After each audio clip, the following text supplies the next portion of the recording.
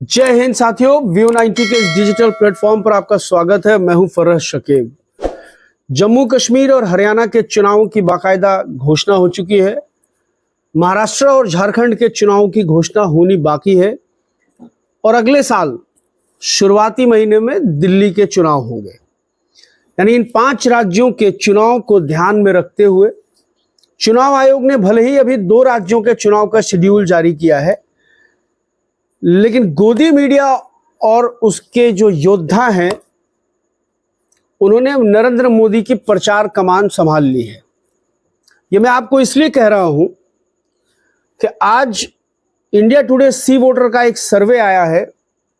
Mood off the nation के नाम से वो सर्वे किया गया है और उसमें नरेंद्र मोदी की लोकप्रियता 49% दिखाई गई है। यानी बतौर प्रधानमंत्री नरेंद्र मोदी को आज भी लोग 49% पसंद कर रहे हैं और बतौर प्रधानमंत्री राहुल गांधी को 22% लोग देखना चाहते हैं। ये आज की मैं बात कर रहा हूं। ये इंडिया टुडे सी वोटर्स का सर्वे है। सी वोटर आप समझ गए होंगे, यशवंत देशमुख जी वाला। यशवंत देशमुख के बारे में आपको बहुत ज्यादा बताने की जरूरत नहीं है। भारतीय जनता पार्टी से उनके कितने करीबी रिश्ते हैं और उनका एक स्टिंग, बड़ा चर्चित स्टिंग है कि थोड़ा बहुत आंकड़ों की हेरा फेरी तो हम लोग कर ही लेते हैं। तो बहरहाल मूड ऑफ द नेशन के नाम से आज तक ने ये सर्वे किया है और उसको पब्लिश किया है, उसके हिसाब से आज भी प्रधानमंत्री को 49% लोग बतौर प्रधानमंत्री पसंद करते हैं, जबकि राहुल गांधी को 22% लोग पसंद करते हैं। अब इससे पहले मैं आपको और कुछ बातें बताऊं। ये खेल कैसे खेलते हैं ये आंकड़ों से, इस बात को समझना बहुत जरूरी है। अभी कल या शायद 1-2 दिन पहले लोक नीति CSDS का भी एक सर्वे सामने आया है। लोक नीति CSDS का एक सर्वे सामने आया है, उसमें पैन इंडिया 41% लोग नरेंद्र मोदी को प्रधानमंत्री पद के लिए देखना चाहते हैं और 27% लोग राहुल गांधी को बतौर प्रधानमंत्री देखना चाहते हैं। ये जो 27% का आंकड़ा है राहुल गांधी के लिए बतौर प्रधानमंत्री, ये लगभग 6-8 महीने से कांस्टेंट बना हुआ है। लेकिन यही लोक नीति CSDS का सर्वे अब से 6 महीने पहले प्रधानमंत्री को 48% लोगों की पसंद बता रहा था। यानी नरेंद्र मोदी की लोकप्रियता में 7% की गिरावट आई है लोक नीति CSDS के सर्वे के अनुसार, और वो 41% पर है। और राहुल गांधी की लोकप्रियता बरकरार है, वो बनी हुई है। उसके उलट ये सी वोटर का सर्वे आया है जिसमें नरेंद्र मोदी को 49% लोगों की पसंद बताया गया है और 22% लोगों की पसंद राहुल गांधी को बताया गया है। अब इन दोनों सर्वे का फर्क मैं आपको बता देता हूं। लोक नीति CSDS का जो सर्वे था, जो एग्जिट पोल था, और नतीजे लोकसभा चुनाव 2024 के लगभग उसके आसपास आए। एग्जैक्ट आंकड़ा मेरे पास नहीं है, लेकिन ये जो तमाम गोदी मीडिया के जो चैनल्स ने अपने एग्जिट पोल दिखाए थे और नरेंद्र मोदी को 400 पार दिखाया था, वो सारा का सारा एक जो हैजानी कैफियत इस देश में 1 जून की शाम से शुरू की गई थी, वो 4 जून को 240 तक पहुंचने में बीजेपी के पसीने छूट गए थे। ये देश की जनता ने देखा है। आपको मैं ये इंडिया टुडे सी वोटर्स का जो आंकड़ा एग्जिट पोल था 2024 लोकसभा चुनाव को लेकर के, वो मैं बता देता हूं। 370 से 390 सीटें एनडीए को ये इसी इंडिया टुडे सी वोटर्स के ग्रुप ने दी थी और इंडिया गठबंधन को 135 से 142 सीटें दी गई थी। लेकिन नतीजा क्या है आपके सामने है। आप अंदाजा लगा सकते हैं कि सी वोटर्स की विश्वसनीयता कितनी है। उत्तर प्रदेश में इसी इंडिया टुडे सी वोटर्स ने 67 सीटें दी थी एनडीए को, यानी भारतीय जनता पार्टी के गठबंधन को 67 सीटें दी थी। 12 सीटें इंडिया गठबंधन को दी गई थी और 1 अन्य को दी गई थी। परिणाम क्या आए हैं? परिणाम आए हैं 43 सीट इंडिया गठबंधन ने उत्तर प्रदेश में जीती है और 1 अगर हम अन्य यानी चंद्रशेखर रावण की सीट को भी अगर हम मिला देते हैं तो भारतीय जनता पार्टी के खिलाफ उत्तर प्रदेश की जनता ने 44 सीटों पर मैंडेट दिया है और 36 सीटों पर आई है एनडीए। तो ये इस तरह से आंकड़ों से खेलते हैं। अभी महाराष्ट्र चुनाव को लेकर हम आपको बता रहे हैं, यह सीएसडीएस लोकनीति का सर्वे है कि महाराष्ट्र में सिर्फ एक राज्य की मैं आपको बात कर रहा हूं जहां चुनाव होने हैं, वहां 34% लोगों की पसंद राहुल गांधी है बतौर प्रधानमंत्री और 30% लोगों की पसंद बतौर प्रधानमंत्री नरेंद्र मोदी। यानी महाराष्ट्र में मोदी से 4% ज्यादा, 4% की बढ़त लिए हुए हैं राहुल गांधी लोकप्रियता में और बतौर प्रधानमंत्री जितने लोग उनको देखना चाहते हैं। ये लोकनीति सीएसडीएस का सर्वे मैं आपको बता रहा हूं। लेकिन ये अच्छा, एक और बात, ये इसी इंडिया टुडे सी वोटर्स ने फरवरी के महीने में यही मूड ऑफ नेशन किया था, तो उस वक्त 54% लोगों ने मोदी को प्रधानमंत्री के पद का उम्मीदवार बताया था और उनको पहली पसंद बताया था, और राहुल गांधी को सिर्फ 14% लोगों ने। तो अगर हम इंडिया टुडे सी वोटर्स की ही बात करें तो आज, यानी कि जब आज जो इन्होंने मूड ऑफ नेशन का जो कथित रिजल्ट पब्लिश किया है सी वोटर्स ने, वो नरेंद्र मोदी की लोकप्रियता कहां पहुंच रही है? 49% पर, यानी 5% नीचे। और राहुल गांधी की लोकप्रियता कहां पहुंच रही है? 14% से सीधा 22% पर, यानी 8% ऊपर। आंकड़ों की बाजीगरी ऐसे की जाती है कि मोदी आज भी पहली पसंद है, मोदी की लोकप्रियता में गिरावट आई है, राहुल गांधी की लोकप्रियता में बढ़ोतरी हुई है, ये वाला आंकड़ा आपको नहीं बताया जाएगा। ये असल आंकड़ों की बाजीगरी ऐसे होती है। अभी देखिए 4-5 दिन पहले जो टाइम्स नाउ वाले हैं, पाठशाला वाले हैं, और क्या ही मैं बोलूं, ये टाइम्स नाउ मैट्राइज का एक सर्वे आपको महाराष्ट्र चुनाव को लेकर के मैं बता देता हूं कि महाराष्ट्र में अभी चुनाव की घोषणा नहीं हुई है, लेकिन पूरी की पूरी बिसात बिछा दी गई है उस महाराष्ट्र में जहां 2 महीने पहले होने वाले लोकसभा चुनाव में इंडिया गठबंधन ने एनडीए गठबंधन को, यानी महायुति को धूल चटा दिया था महाविकास आघाड़ी ने। उसको लेकर के किस तरह का परसेप्शन क्रिएट किया गया है टाइम्स नाउ मैट्राइज के सर्वे में, मैं आपको उसका पूरा का पूरा सिलसिलेवार आंकड़ा बता देता हूं। टाइम्स नाउ मैट्राइज का सर्वे कहता है कि महाराष्ट्र में अगर विधानसभा चुनाव अभी होते हैं तो भारतीय जनता पार्टी का वोट शेयर जो है 25.8% रहेगा, यानी हर चौथा वोट भारतीय जनता पार्टी को मिलने वाला है। और कांग्रेस का वोट शेयर रहेगा 18.6%। शरद पवार की एनसीपी का 6.2% वोट शेयर होगा और उद्धव ठाकरे यानी शिवसेना यूबीटी ग्रुप का जो है 7.6% वोट शेयर होगा। ये टाइम्स नाउ मैट्राइज का डेटा बता रहा है आपको।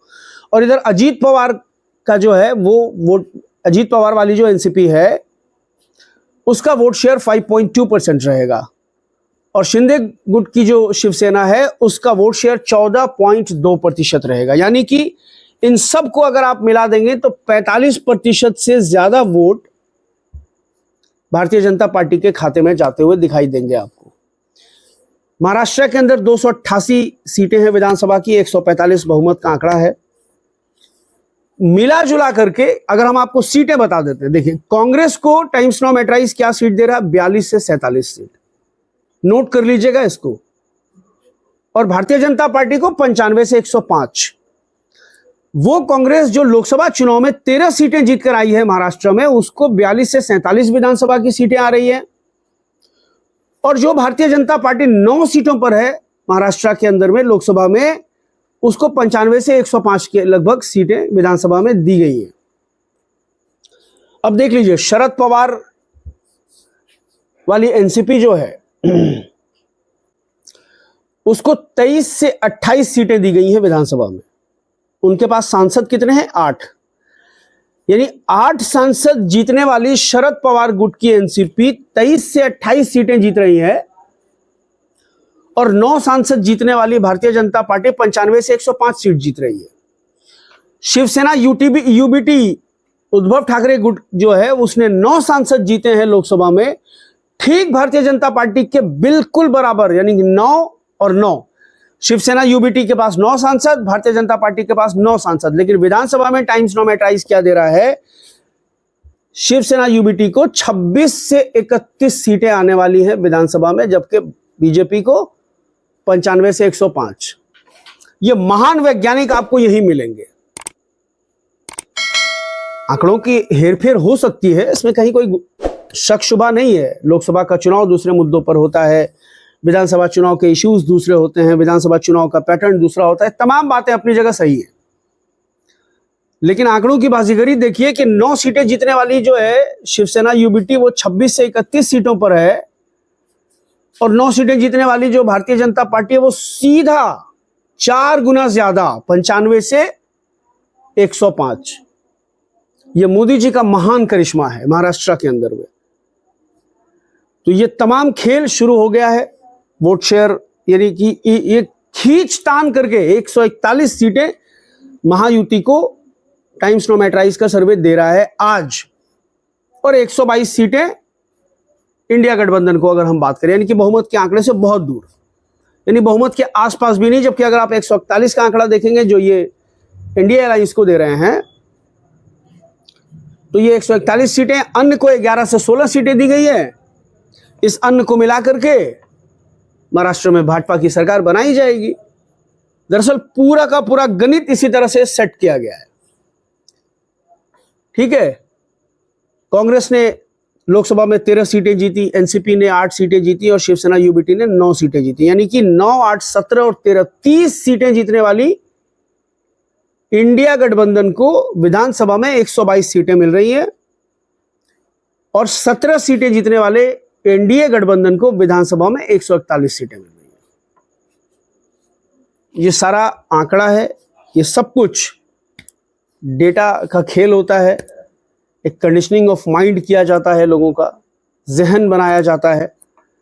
आज मूड ऑफ द नेशन करने की क्या जरूरत थी कि आज चुनाव होंगे तो प्रधानमंत्री, अभी 2 महीने पहले तो चुनाव हुए हैं, और इस 2 महीने में सरकार 3 बार बैकफुट पे जा चुकी है। वक्फ अमेंडमेंट एक्ट लेकर आई, जेपीसी में भेजना पड़ा। आपको इंफॉर्मेशन ब्रॉडकास्टिंग बिल लेकर के आई, वो तो टेबल ही नहीं हुआ। लेटरल एंट्री वाले मामले पर तो मोदी जी को फिर सामाजिक न्याय का योद्धा बताना बहुत जरूरी हो गया था। बाकी 63 लोग आज भी लेटरल एंट्री से, कॉर्पोरेट से आए हुए भारत सरकार के बड़े पदों पर, ज्वाइंट सेक्रेटरी जैसे पोस्ट पर बैठे हुए हैं। और ये जो 63 लोगों का जो निर्वाचन हुआ है, उनकी जो नियुक्ति हुई है, ये नरेंद्र मोदी की मर्जी से हुई है। तब चूंकि नरेंद्र मोदी के पास बहुमत था, विपक्ष कमजोर था, तो जैसा चाहा जिस तरह चाहा चलाया। लेकिन आज जो विपक्ष है वो 234 सीटों के साथ मजबूत पोजीशन में है संसद भवन में। और उनको दिया कितना गया था, ये बड़े बड़े धुरंधर जो गोदी मीडिया के जो पॉलिस्टर्स हैं, क्या बता रहे थे, 400 पार। अब की बार 400 पार मोदी जी ने संसद भवन में बोल दिया था, तो 400 पार तक ले ही गए, मतलब उसके आसपास ही सबने रखा हुआ था। 370, 390, 380, किसी ने 350 से नीचे नहीं रखा था। लेकिन जब तस्वीर सामने आई 4 जून को, तो नतीजे बिल्कुल उलट आए। तो दरअसल यही आंकड़ों का खेल है, और किस तरह से गोदी मीडिया भारतीय जनता पार्टी का पूरा प्रचार तंत्र संभालता है। एक इनडायरेक्ट कैंपेनर होता है भारतीय जनता पार्टी का, ये बात आपको समझने की जरूरत है। जम्मू कश्मीर में भी चुनाव होने हैं, 10 सालों के बाद वहां चुनाव होना है। अभी फारूक अब्दुल्ला के साथ में नेशनल कॉन्फ्रेंस के साथ कांग्रेस के अलायंस की बात चल रही है। यहाँ सम्राट चौधरी और ये भारतीय जनता पार्टी के जो लोग हैं, इनको लग रहा है कि बस वो महबूबा मुफ्ती के साथ सरकार बना लें तो वो राष्ट्रवादी सरकार होती है। लेकिन अगर कांग्रेस वाले नेशनल कॉन्फ्रेंस के साथ अलायंस करेंगे तो वो अलगाववादियों की सरकार होगी, देशद्रोहियों की सरकार होगी। ये तो माइंडसेट है, और यही माइंडसेट देश की जनता का बनाने की कोशिश की जा रही है। तो इससे होशियार रहने की जरूरत है, और देखते जाइए, अभी आंकड़ों का खेल अभी और भी आएंगे। अलग अलग पॉलिस्टर्स, अलग अलग सर्वे एजेंसीज की सर्वे आएंगे।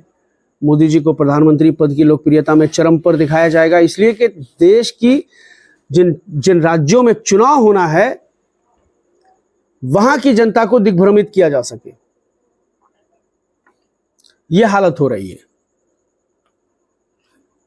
तो बहरहाल इस वीडियो में बस इतना ही। मुझे दीजिए इजाजत इस अपील के साथ कि मेरे इस यूट्यूब चैनल को आप सब्सक्राइब करें, अपने दोस्तों, रिश्तेदारों, अपने कलीग्स के साथ हमारी इस वीडियो को शेयर करें। अपने सुझाव मुझे कमेंट सेक्शन में ज़रूर बताइए।